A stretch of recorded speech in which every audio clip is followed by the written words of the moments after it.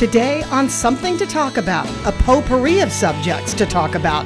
After all, when you talk to someone like Carlotta Leon Guerrero, the topics can span everything from radio on Guam to deep sea mining. We cover it all today on Something to Talk About.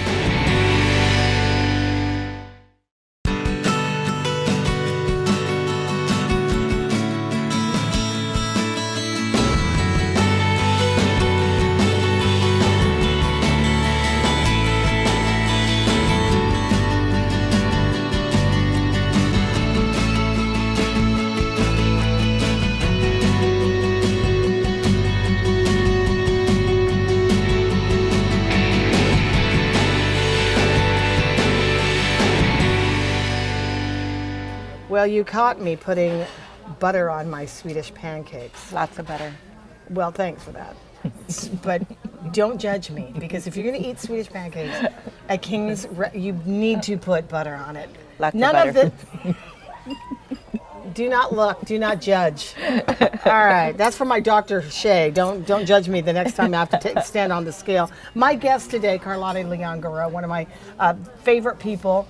For the kind of work that she does in the nonprofit industry, but sort of the stuff that she does just as a daughter of Guam. There's a lot of stuff being a senator, sort of being an activist for women's issues, health and otherwise, and politics for sure. And then being sort of a force in the region to reckon with when it comes to conservation issues and environmental issues that a lot of us on Guam don't necessarily pay attention to until it comes up on a wider scale, on a broader scale, which is really interesting because when we live in this region, wouldn't you agree that this is what we should be always talking about? Oh my God, that's like my favorite topic in the whole world. Oh, I hit something.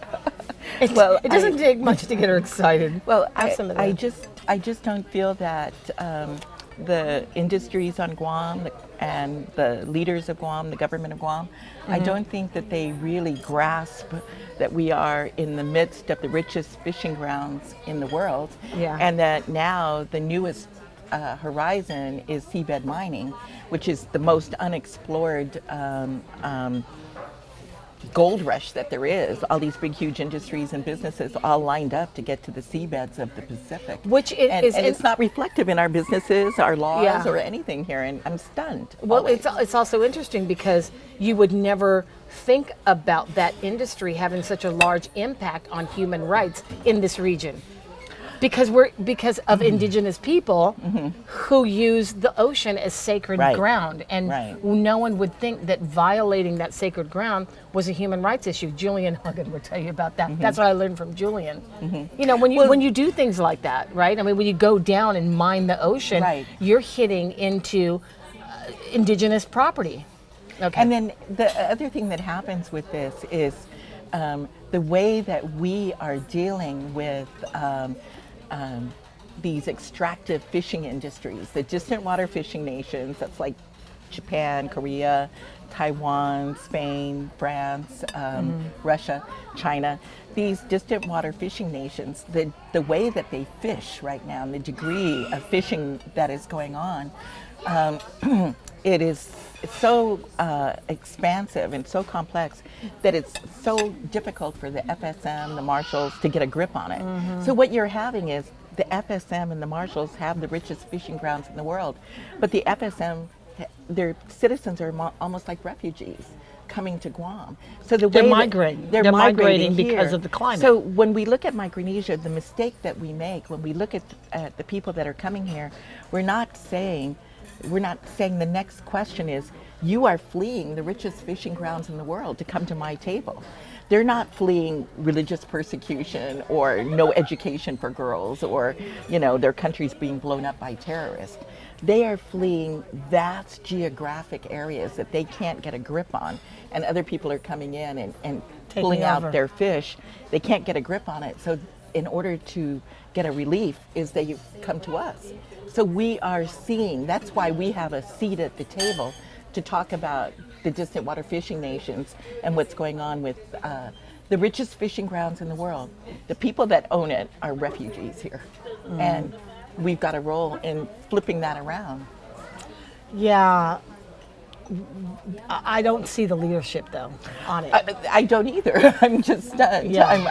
I'm constantly stunned that the leaders of Guam do not see the world according to me, and that the business community does not see the world according to me.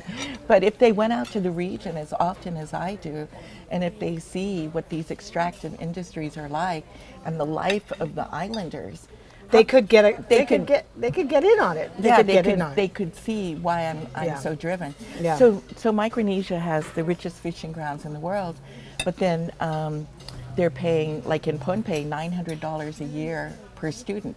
We're at $9,000 a year per student. Pohnpei, the seat of the FSM, is $900 a year per student You mean for what? for educating a child in Pohnpei. That's what their government is paying. So when you compare that to Guam being in the $8,000 to $9,000 a year per, Well, I mean, the then you argument see why could, the parents would want to come here. but you could, but we're also talking about, you know, a nation that also receives massive support from the U.S. from the federal government. Yes, they do. They do receive. They do receive a goodly amount of money. Probably about 30 to 40% of their budget comes from the federal government, and that's all going to end in 2023. But the gate between them and us remains open. So our worst case scenario is that in 2023, the FSM and the marshals lose 40% of their funding, but the gate to Guam and all of our social services and all of our schools and healthcare system is open to them. Well, do you think though that on that topic that, gosh, I had the question right on the tip of my tongue, but do you think then, that as we're approaching the end of the compact, that the United States is not necessarily going to allow the FSM to fall into, big countries with a lot of money like China? I mean, that, we're going to No, I don't think that they're going to want to see China. No, of course not, Yeah. and that's why, exactly. So that's why the United States is going to continue to do what it has to do in this region, so that leaders know that they can still fall back on us because the competition would be there. I mean, look at what happened to Yap. Yes. Well, yes, Yap was almost overrun, and what they were first approached, Yap, that has probably about 100 hotel rooms right now, was approached to develop 10,000 hotel rooms. Guam has 8,000 hotel rooms. So to think that you could go from 100 to 10,000 Especially in in a Yap. I 3-year mean, look period at the in Yap. land space there. Yeah, it was Yeah. dazzling in its scope, Yeah. and I think it's shrunk all the way down. It might be the 2,000, 3,000 range. But that was a huge. I mean, Yeah. it's a huge danger to be courted by China. Right. And so, as we're negotiating and looking to the end of the compact, Yeah. one would assume that the United States is going to fight for Well, FSM. I I'm think- putting some more. I think We have that to eat some of I think that the U.S. is always going to care about Yeah. this part of the world, and I think that there's so many connections that have happened over the years that the people from Micronesia have become wonderful citizens and residents and in the military. I think there's so many connections that they're going to have more of an affinity to maintaining a relationship with America. I don't think they feel close to China. I think that the leaders of Micronesia are very opportunistic to China, and they'll say to China, oh, we need a building or we need some patrol boats. And then knowing that that's going to trigger something with America. Every time the Pacific wants America to pay attention, they'll say, oh, if you don't sign this fishing treaty. We'll be talking to China. Yeah, or one of my favorite ones years ago is we're going to allow Libya to open up a naval base on Vanuatu or something. So every now and then the U.S. goes, "Urgh," and then comes to the table. Why So- doesn't Guam have the same bargaining chip like that? I mean, not that we could, I think that we necessarily do. determine our own destiny on who we're I going think that we to do. affiliate with. I think that we do. I don't think think we that- do. I don't feel like we do because we still have the same old issues that we've been arguing about since you were in politics. I don't think that we use all of the avenues and the tools that are available to us to the fullest that we could. What are we not using? You mean like the several times a year that a governor might go in his term is not enough? Does Guam even have the trumping power, no pun intended, to go up to March the Hill and say, this is what we want. I mean, we don't have that kind of. I'm talking about things like there are now 7 or 8 states in America, in the United States, that have signed letters to the State Department saying we are getting so much impact from Micronesia. We need to be included in any funding. So when Arkansas or Spokane or any place that has a large Micronesian population, when they try to get funding for their community health centers or their outreach programs, they are told the law says the money can only go to Guam, Sinai, Hawaii, and American Samoa. And so then now there's like all these states. Yeah. So that's the sort of thing I'm Well, saying that we could do. Okay, that's they've got true. voting senators, they've got governors, they've got But does that weaken our stance? Because if we're facing down a $20 million reimbursement, every year, just throwing the figure out there, and then you got a place like Portland that's saying, hey, we've got a viable industry. We have been, bringing people in from the FSM, and they're having an impact on our community. Do they not have a leg up on us with a couple of representatives and a couple of senators in the House? Once they in fix Congress? it, once they fix it so that you can get reimbursement for actual impact. We're not getting reimbursement for actual impact. No, we're not. So We're getting a lion's share of the pie, but we're not getting Yeah, it. so everybody's gotten used to the idea that the pie is 30 million, and they try to divide up the 30 million. The 30 million concept has to be just taken away and get reimbursement for actual impact. So that's why I think when I say I don't think we're doing all that we could do, I would say that those 7 senators and governors and House of Representatives with voting power can take us along with this. We can lead them. The only thing missing in this conversation is the fact that it's not in my own kitchen counter, because I promise you, I'm always like this. This is always how it is. These are the conversations. We don't get into shoe color and eye makeup. It's always these issues, and that's why I find her to be so interesting. And then she likes to eat Swedish pancakes. And we're going to do this. We're going to take a break, and when we come back, more with my friend Carlotta Leandro. Okay, we're back. Not good. It's so good. It's so much better. Isn't it?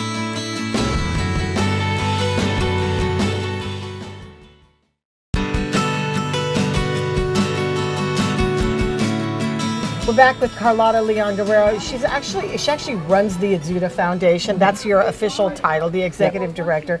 She is, of course, a former senator and a longtime journalist, having been really the pioneer along with John Anderson on talk radio. I don't want this to turn into like a big Sorensen Media Group ad, because I think it goes beyond, the owners of the company, and it goes beyond the company, because this started a social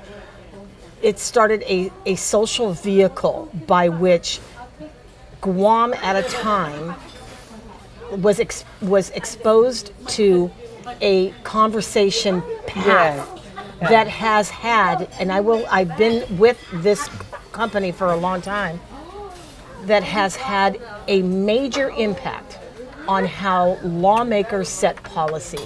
Because we always sort of say there is the public hearings that you have at the legislature, and then there's the testimony you receive on the radio. And you cannot possibly think that lawmakers, when they're setting these policies, are ignoring the fact that you might get 60 phone calls on one topic that will make or break their career. Oh, I absolutely. I remember the one that stunned me, that I got 300 phone calls off of, was going on the air when I was a senator and pitching the idea of the 911 fund, that $1 for every landline or cell phone would go to a pot of money for the fire department to maintain a state-of-the-art 911 system. Because when I was chair of telecom, they came to me and they said, Senator, our 911 system is antiquated. So you don't want to be oversight over an antiquated system, so I had to raise money for it. But I was done. The Manumco came forth and said, you arrogant little girl, you think that $3 out of my pocket is nothing? Let me tell you what that is to me. And, because of his phone and her phone and their landline, it was $3 a month. And I took a beating like you wouldn't believe. Made me really respect fixed income, people on fixed income and how they look at that fixed income. And then I had to come up with an argument to say, then think of this as an insurance policy. The 911 system is now your insurance policy, but that public opinion that got generated, I almost didn't get that bill passed because those people were calling other senators, and it really touched a nerve. And it does. I can't even tell you. And it's I still interesting. feel that beating. It's interesting that over the years you would get. You can speak to that better than I can, but because of your experience in those days when John Anderson started the phone conversation, you didn't know. Well, there were a lot of people who were pretty shy about it, and then once they found their voice, Yeah. you still have a lot of listeners from back in John's day that continue to listen and call or weigh in some form or fashion. Right. But the ability to set policy based on the power of the voice of the people in a medium like radio at that time was something new. It was so powerful because there was no social media. People didn't have the internet way back then, and the most immediate thing was radio. Radio was the fastest thing. So when there was Marcos fleeing the Philippines and Dave Eckert flies over there and he's doing reports from there, we were so current and happening And relevant. And it was the medium, and I think it became so important in people's lives, and during that period of time when the directors would have 2 hours to explain a $200 million refinancing and of GTA and what that was going to mean to your life and your business, and take all those calls until he was beat up and the people had beat him up enough to tell him their horror story of no phone service. That poor guy, Danny Santos, I still feel the beating that Danny Santos took at K57 for GTA. But I think that it really it helps to clarify. When you start making policy, it's like this. And when you go on to shows and public hearings, it starts to take form. It's the sausage making everybody talks about, that first part where you're saying things and until it starts to take shape. Yeah. That's all messy and painful and before you get to an end product. Yeah. You have to have the strength to go through this. Well, it's changed. It's as much as it has changed, at least the technology has, not much has changed about the concept of being able to call into a show. And I'm seeing, because I've been waiting for it to happen, is the voice of the female. The female listener. I think That's a tough crowd to break. I got to tell you, that is a tough nut to crack. Well, and I'm a girl, and I know. It's hard. It's really hard. The hardest thing for me to do is to speak publicly. Just because I can do it well doesn't mean that it's my inclination. And I think that a woman, so often in so many instances, the woman's inclination is to advance the household or the children and their accomplishments or the whole team's accomplishments. So I think the hardest thing to do is to come out and say, or even stand behind your opinions and say, I feel so strongly about that bullying issue. I'm going to call up that station and say, that school's not doing enough. And be willing to take the onslaught of what comes anybody at you, who might be protesting. Yeah. It is a tough position to be in when somebody doesn't agree with what you're saying. Right. And it can hurt sometimes. So yeah, I can see it, but it's refreshing to hear more women want to say things. I think women are being believed more on that their opinions count, and I think it's strengthening women when they're seeing such big things cracking, sexual harassment, discrimination, the glass ceiling. I think that we're strengthening. Well, particularly in a place like Guam, where people would believe that women rule anyway, in this family structure, that the woman is the boss. It's amazing that we could be talking about this when women have always been celebrated on Guam as being, the person who everything needs to go through before it happens in a family. Well, the problem that I have with the way women and girls are being treated on Guam right now is reflective of the statistics that are coming out of Child Protective Services and through the Child Fatality Review Commission. And we can thank Senator Rodriguez for creating the Child Fatality Review Commission that lists all the reasons why we have such a high infant mortality rate. I just wish his body of work were reflective of the things to do list that he generated. I think that the violence against children, vulnerable populations, I think it's off the chart. Child Protective Services, their backlog of cases, what their needs are. They probably Do need you investigators, think that, because you social and workers. Anita Areola went up before the committee to talk about the last abortion bill. On the, I don't want to get too much into the abortion topic as it is, because we could be here all day. Right. But the issue of the services that are provided for women and children who are in trouble. Right. Does this government No. do everything? No, it's And not it never doing that. has? I think that it probably ebbs and flows depending on who's in charge and who's got the responsibility at that time. You'll see that in any category. At one time years ago, there was way more prosecutors, so the caseload was lower.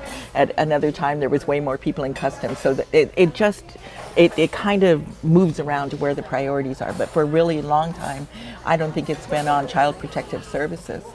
I think their needs are daunting right now. There's like 400 cases that are backlogged.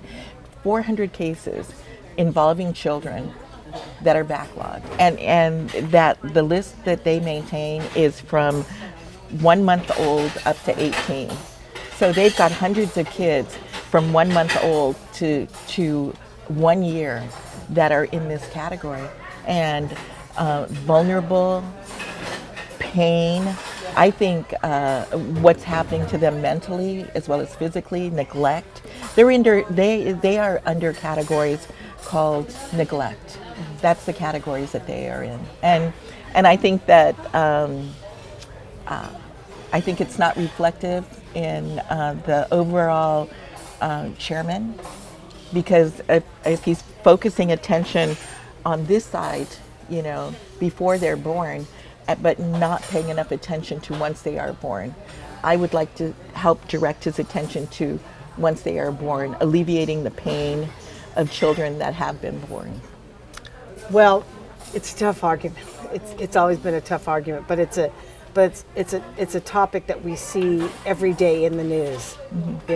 The symptoms of the problem are there every single day, and I agree. I don't think that the There's an government increase has ever in done child enough. rape.